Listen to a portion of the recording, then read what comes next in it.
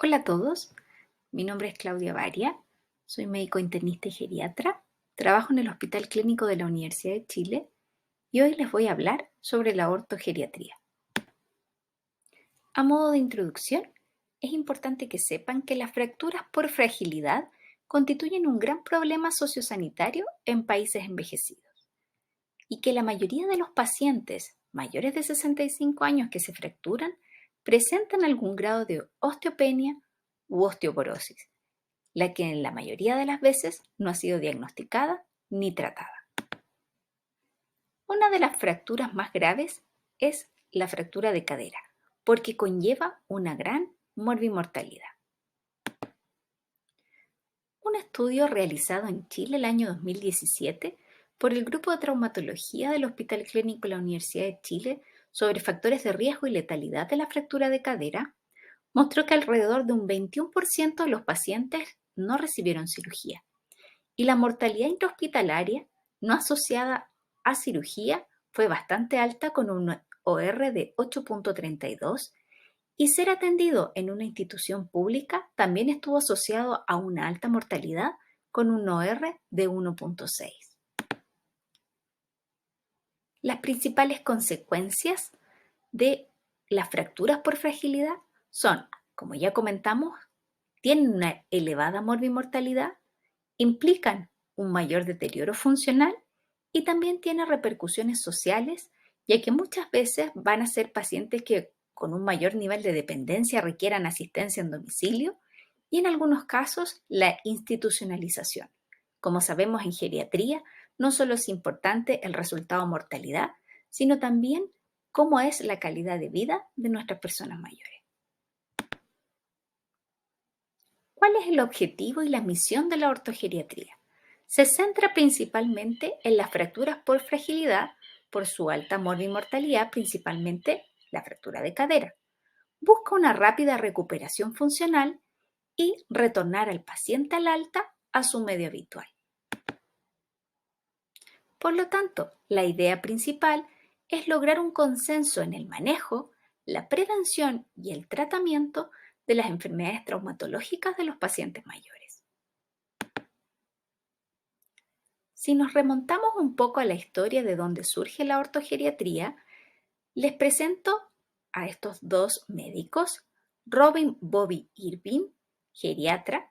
y Michael Devas, cirujano traumatólogo, que son los creadores de la primera unidad de ortogeriatría del Reino Unido, en la ciudad de Hastings, por ahí los años 60.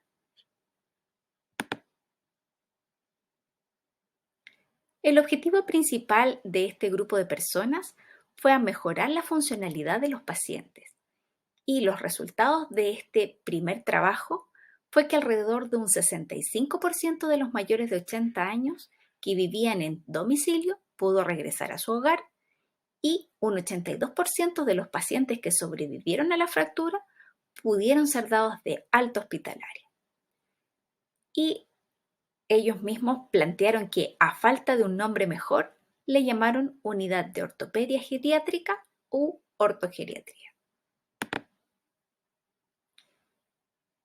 Y las principales diferencias en el manejo van de que en el modelo tradicional, un paciente ingresa a un servicio de urgencia y es atendido inicialmente por un profesional del área de la traumatología. Y otras necesidades son atendidas por equipos interconsultores, por lo que muchas veces hay una falta de coordinación y objetivos claros entre los equipos y en general hay una baja tasa de adherencia a la terapia de prevención secundaria si es que se indica en algún momento. Versus un modelo de intervención conjunta es aquel en que hay un cuidado que es interdisciplinario e integrado, con una evaluación que es conjunta entre los diferentes equipos, con un manejo que generalmente está protocolizado y adecuado a la condición basal y actual del paciente que está a nuestro cargo. Las diferentes guías clínicas del manejo de pacientes mayores con fractura de cadera recomiendan la colaboración ortogeriátrica para atender a pacientes mayores. Y esa es una recomendación de tipo A.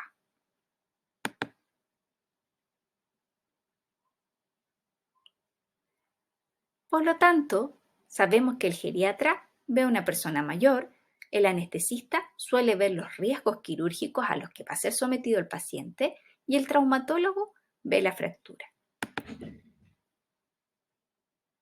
De ahí la importancia de reconocer el trabajo de los equipos multidisciplinarios, donde cada uno de los profesionales tiene un rol en mejorar los resultados funcionales y biomédicos de nuestro usuario mayor. No solamente importa el equipo intrahospitalario, sino también no tenemos que olvidar que hay un entorno familiar y social al cual nuestro paciente tiene que regresar,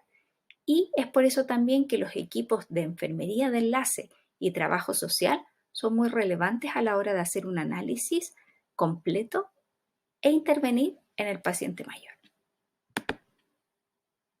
Por lo tanto, podemos establecer algunos principios del manejo ortogeriátrico conjunto,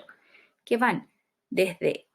que la mayoría de los pacientes se va a beneficiar de la intervención quirúrgica de la fractura, que idealmente mientras antes se opere el paciente queda menos expuesto a descompensación de sus morbilidades de base y a complicaciones asociadas a la hospitalización, que el manejo conjunto con una comunicación frecuente, idealmente a diario, evita las complicaciones médicas y funcionales más comunes, y que un manejo protocolizado y estandarizado va a hacer que disminuya la variabilidad entre un operador y otro, lo cual también disminuye el riesgo de complicaciones, y que la planificación de los cuidados del alta deben comenzar desde que ingresa el paciente al hospital. Ahora, ¿son las unidades ortogeriátricas realmente eficaces? Cada vez tenemos más evidencia a favor de los equipos y las unidades de ortogeriatría. Principalmente se ve que mejoran la morbimortalidad y la funcionalidad de los usuarios. Tenemos diferentes publicaciones en que se ha demostrado, por ejemplo, disminuir la pérdida funcional relacionada al evento fractura, también disminuir los tiempos de cirugía y hospitalización junto con las complicaciones asociadas, lo cual también tiene un impacto en los costos hospitalarios. Hay varios metaanálisis que también han mostrado la efectividad de un equipo en distintos ámbitos, los cuales podemos resumir en beneficios para el paciente como que tengan una mayor tasa de cirugía y que ésta sea lo más precoz posible, reducir las complicaciones, reducción de la mortalidad, mejorar la situación funcional, mayor acceso a la rehabilitación, menor prescripción de fármacos que son potencialmente inapropiados en personas mayores y mayor precisión diagnóstica, entre otros. También tenemos beneficios para el sistema sanitario, como la reducción de la estadía hospitalaria, del número de interconsultas a los cuales se tiene que someter el paciente, reducción de los costos y aumento de las altas a domicilio versus la institucionalización o necesidad de asistencia social.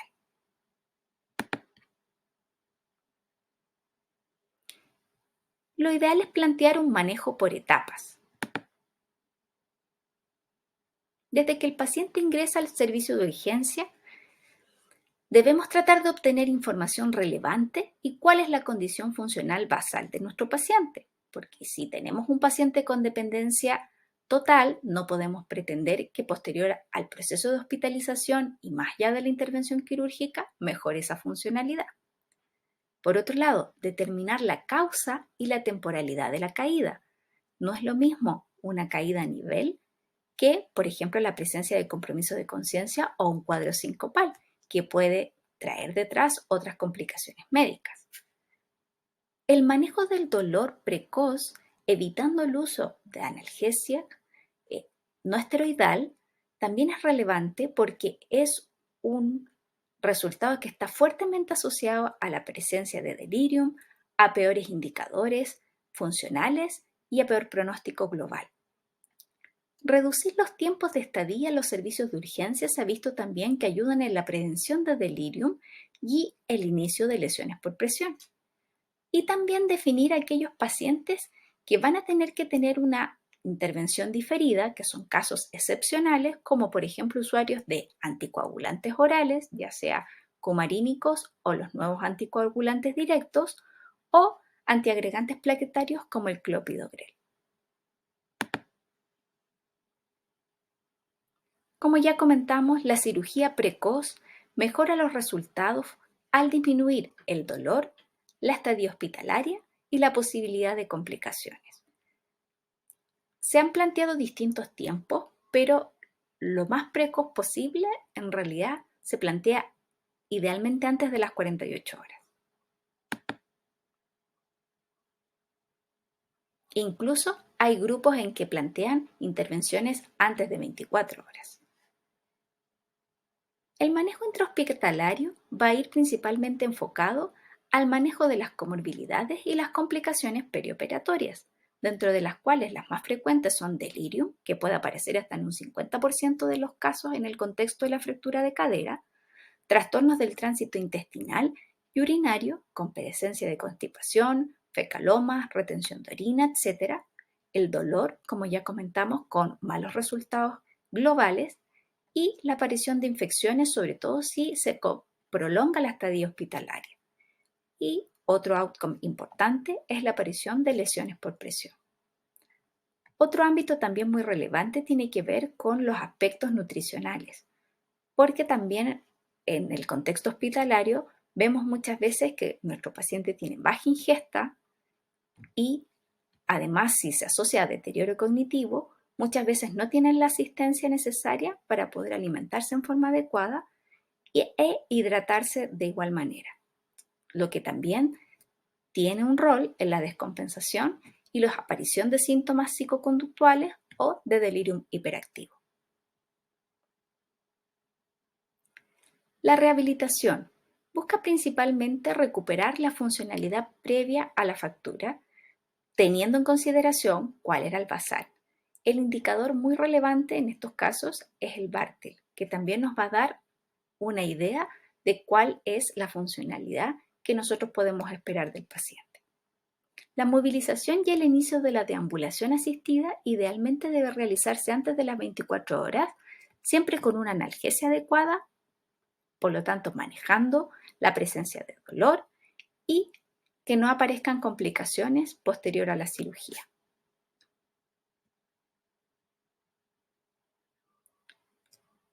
Posterior al alta, la rehabilitación se asocia a mejores resultados funcionales, pero la verdad es que no hay claridad respecto al tiempo de duración de la intervención. Lo que sí sabemos es que la rehabilitación posterior, ya sea en domicilio o en centros hospitalarios con acceso a kinesioterapia, es muy relevante para lograr en el periodo posterior a la fractura y a la cirugía recuperar aspectos funcionales.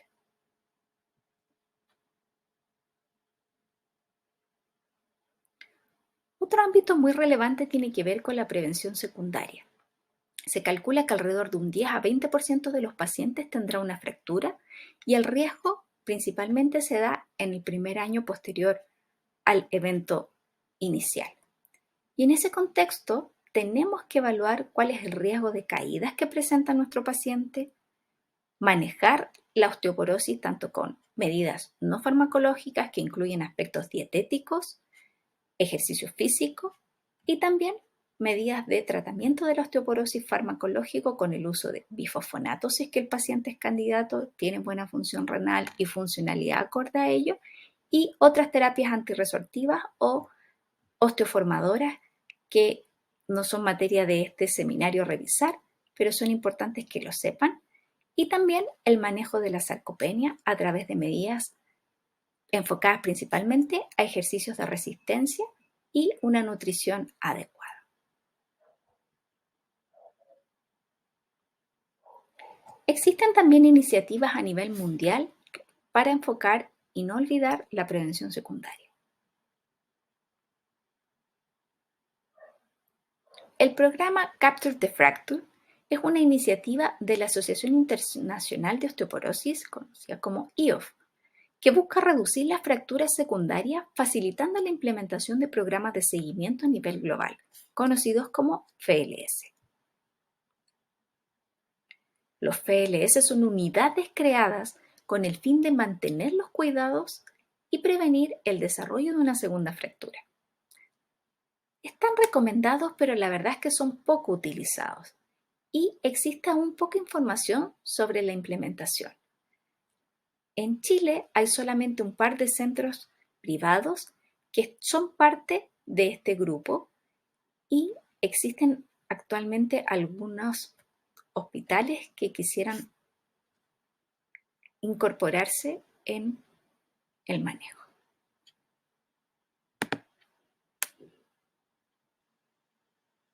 Otras iniciativas están, por ejemplo, a cargo de la Fragility Fracture Network, que es otra asociación que busca permitir que cualquier persona que tenga una fractura por fragilidad alcance una recuperación óptima. Esto, idealmente, logrando que exista el acceso a una atención multidisciplinar, incluyendo las terapias de prevención secundaria.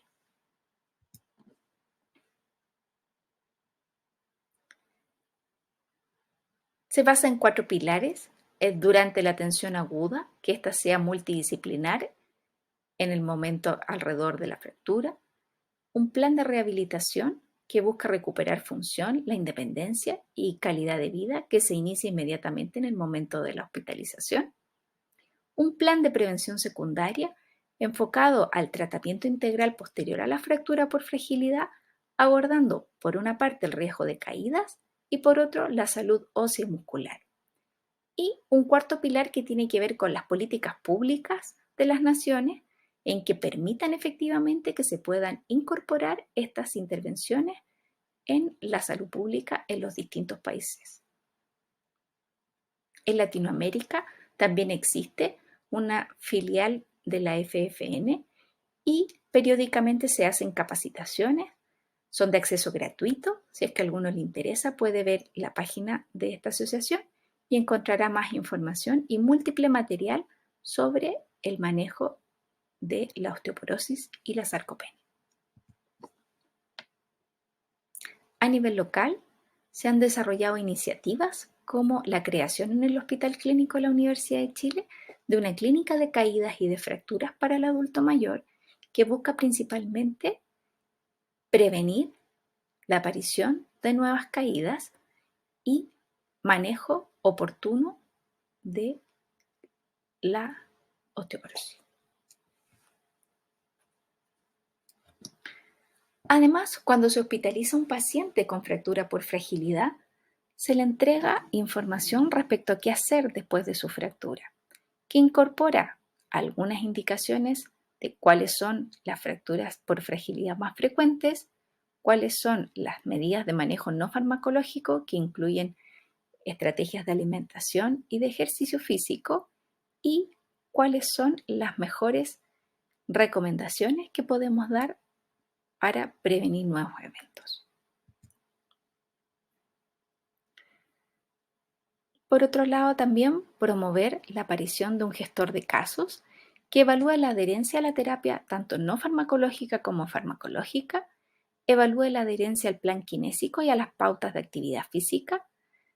haga el seguimiento para un adecuado control traumatológico y control geriátrico, principalmente enfocado en el manejo de la salud ósea.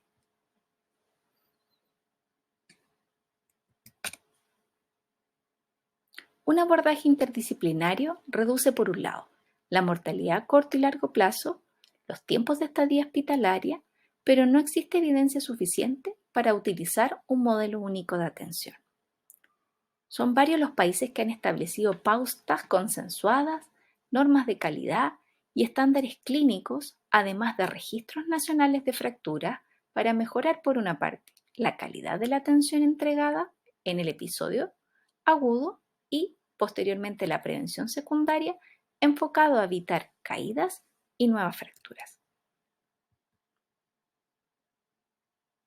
Los pacientes mayores que ingresan por fracturas con fragilidad idealmente deben contar con la asistencia de un dispositivo ortogeriátrico desde una fase temprana y con seguimiento posterior. Es por eso que es un desafío a nivel país mejorar las actuales condiciones del manejo del paciente mayor con fractura. Por su atención, gracias.